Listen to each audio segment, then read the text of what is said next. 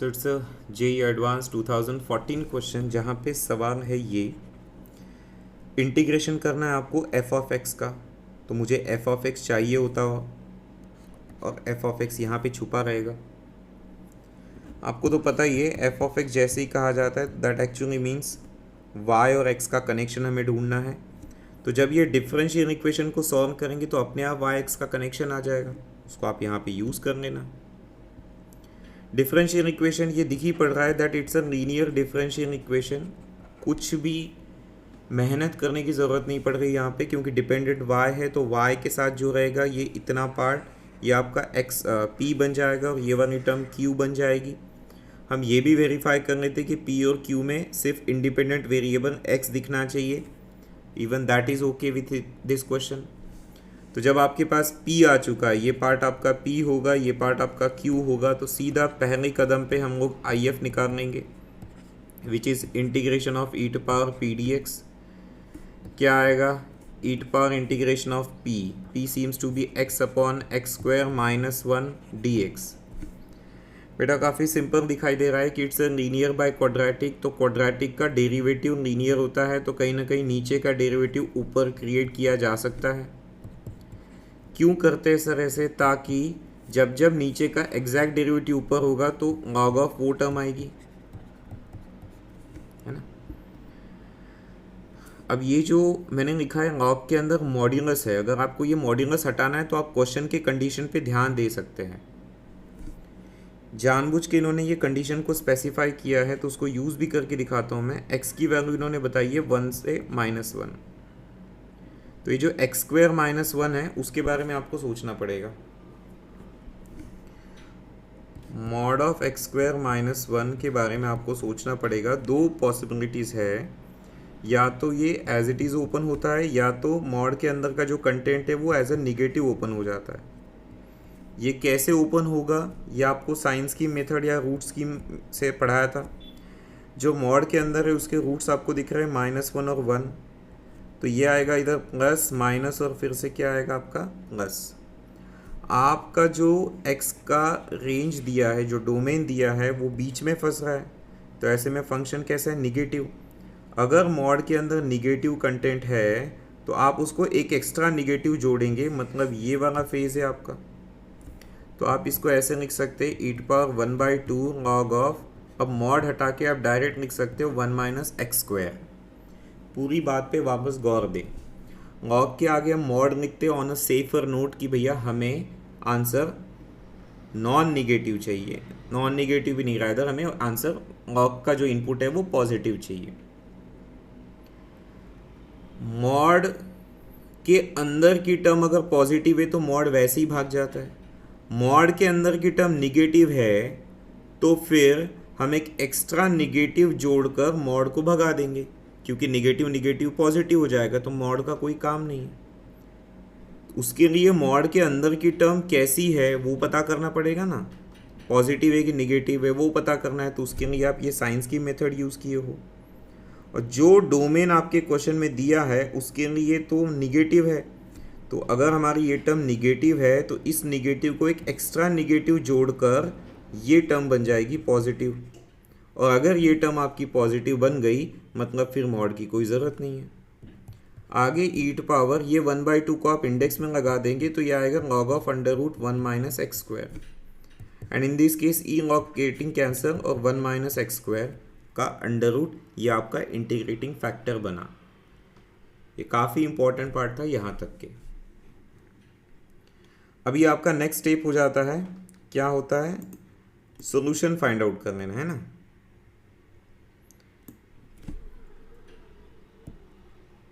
देखिए आगे integrating factor जैसे ही आ जाता है, सेकंड पार्ट आपका होता है कि हम लोग सॉल्यूशन निकालेंगे। उसके लिए याद होगा y टाइम्स आई एफ लिखा जाता है, तो आई एफ तो अभी हमने निकाला सर। इंटीग्रेशन ऑफ q कितना है वो यहाँ पे दिख रहा है आपको, q इतना है सर, टाइम्स आई एफ ये है dx प्लस c, ये आपका सॉल्यूशन है। इसको आगे आगे बढ़ाते हैं, आसान है। फिर यहाँ से ये टर्म तो कैंसिल हो गई। आगे क्या? y under root of 1 minus x square is equals to, बेटा इंटीग्रेशन करोगे एक्स टू पावर 4 का तो सिंपल है 5/5, और ये आएगा 2 times x square by 2 plus c, तो 2 भी ख़त्म हो गया। ये जो है ये आपका कर्वेचर बन गया। इस कर्वेचर के अंदर सी अननोन है, वो अननोन फाइंड आउट करने के लिए आपको क्वेश्चन में जाके कंडीशन यूज़ देखना पड़ेगा। ये कंडीशन है जब x की वैल्यू 0 है तो y की भी वैल्यू 0 होगी। चलिए अप्लाई करो यहाँ पे, जब x की वैल्यू 0 तो y की वैल्यू भी 0 होगी। तो ये तो 0 हो गया, 0 प्लस 0 c, तो इससे पता चला कि c के बारे में टेंशन लेना नहीं है, c तो वैसे भी गायब हो जाएगा। इसका मतलब आपका इक्वेशन 1 कुछ ऐसे बन रहा है, y under root of 1 minus x square equals to x to power 5/5 plus x square, इतना ही। यहाँ से आप चाहे तो सिर्फ y इवेलुएट कर सकते हैं, अगर आपने इसको इधर नीचे डिनोमिनेटर में शिफ्ट किया तो कैसे आएगा, x to power 5/2 under root 1 minus x square plus x square upon 2 under root 1 minus x square. बेटा अब अगर आपने क्वेश्चन नोट डाउन किया होगा शुरुआत में ही, तो आपको करना कुछ नहीं है, ये y का मतलब आप पता है ना f ऑफ x है, और इसी को इंटीग्रेट करने के लिए बोला गया है सवाल के अंदर। और इंटीग्रेट कहाँ से कहाँ करना है, तो इनको करना है -√3/2 से √3/2 आई गेस। तो यही सेम इंटीग्रेशन राइट साइड में अप्लाई होगा। और ये आपको किसी प्रॉपर्टी की याद दिलाता है, डेफिनेट इंटीग्रेशन की एक प्रॉपर्टी है, निगेटिव से पॉजिटिव जाते टाइम पे अगर मौका मिला तो हम ऑड इवन की जजमेंट कर लेते हैं। और वो जजमेंट आप एडवांस लेवल पे बहुत इजीली कर सकते हो, क्योंकि अगर आप एडवांस के क्वेश्चन बना रहे हो मतलब आपका अच्छा खासा बेसिक प्रैक्टिस हुआ है, तो x का पावर 5 देखकर और नीचे की इवन टर्म है ये सब देख के ख्याल आ ही जाता है कि ये ऑड टर्म है और ये वाली टर्म सर इवन है। जो ऑड टर्म है उस केस में इंटीग्रेशन 0 आता है when you have same negative to same positive limit. और इवन की केस में हम लोग क्या करते हैं वो मैं आपको समझा दूँ। तो ये जो लेफ्ट हैंड साइड है वो आपको पहुंचाएगा अपने आंसर की तरफ, जब आप राइट साइड को ऐसे करेंगे ना, x square 2 times under root 1 minus x square, इसका इंटीग्रेट करना है। लेकिन क्योंकि इवन फंक्शन है, रिमेंबर हम लोग क्या करते हैं, ट्वाइस 0 to √3/2 ऐसा कुछ कर देंगे। यहाँ से फिर 2 कैंसिल हो गया। और अब इसके आगे का जो इंटीग्रेशन है वो तो हम लोग जैसे डे 1 ऑफ इंडेफिनाइट पे ही पढ़ा देते हैं आपको। किसकी याद आती है, under root 1 minus x square बोला तो आपके 10th के फॉर्मूले की याद आती है 1 माइनस साइन स्क्वायर थीटा या 1 माइनस कॉस स्क्वायर थीटा की। तो उसे आपने यूज़ करना चाहिए, याद आती है तो यूज़ करो। जैसे एक्स के जगह आपने साइन थीटा रखा तो dx आपका बन गया बेटा कॉस थीटा डी थीटा। और जो नया डेवलपमेंट होगा वो थीटा के हिसाब से होगा, ये पुराना डेवलपमेंट जो है लिमिट्स का वो एक्स का है। सोचिए अगर आपने एक्स के जगह 0 रखा तो साइन इनवर्स ऑफ 0 0 होगा, और अगर √3/2 रखा तो साइन इनवर्स ऑफ √3/2 π/3 होगा। बहुत बेसिक बातें हैं, है ना, हम सभी लोग जानते हैं कि लिमिट्स चेंज होगी अगर आप सब्सटीट्यूशन करते हैं तो ये क्या बन जाएगा, 0 से लेके π/3, ऊपर में we have sine square theta, नीचे में we look forward to 1 minus sine square theta. dx के जगह क्या रहेगा बेटा, कॉस थीटा डी थीटा। अब 1 माइनस साइन स्क्वायर थीटा यानी कॉस स्क्वायर थीटा का अंडर रूट, ये सब कुछ कैंसिल होके आपको यहाँ पे मॉड कॉस थीटा मिलेगा। रादर मैं कहूँगा मॉड की भी ज़रूरत नहीं है। क्यों ज़रूरत नहीं है सर, क्योंकि आप फर्स्ट क्वाड्रेंट के एंगल को डिस्कस कर रहे हैं। फर्स्ट क्वाड्रेंट में सभी ट्रिगो रेशियो पॉजिटिव होते हैं। बात का ख्याल आपके मन में आ ही गया है, कैंसलेशन का एंड ऑल। आगे देखिए क्या बचा फिर सर, इतना सा बचा कि 0 to π/3 सब कुछ कैंसिल होके मार्केट में सिर्फ साइन स्क्वायर दिखता है। हमें पता है साइन स्क्वायर थीटा का इंटीग्रेशन करने के लिए we have to use a formula of 1 minus cos 2 theta divided by 2।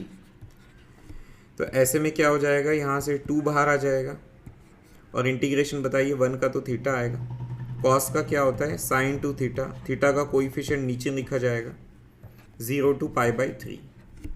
आगे बढ़ेंगे, दिस इज़ हाफ।